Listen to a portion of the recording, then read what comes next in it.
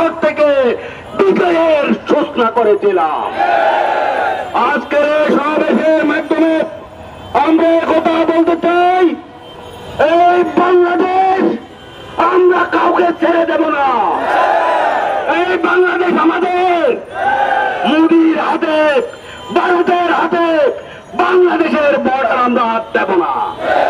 অতএব আমার বাংলাদেশকে রক্ষা করার যে লড়াই শুরু করেছিল, যে বিজয় অর্জিত হয়েছিল, এই বিজয়কে ধরে রাখার জন্য আপনারা সকলে কি ঐক্যবদ্ধ থাকতে পারবেন?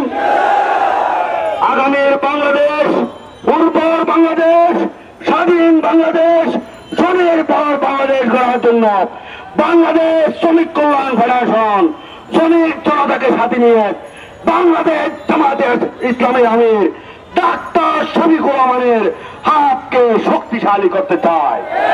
আমি আজকের এই সমাবেশের মাধ্যমে ডাক্তার শফিকুর রহমান সহ আর যারা সব জুলাই যুদ্ধ হাসপাতালে আছেন তাদের সুস্থতা কামনা করে আগামী বাংলাদেশ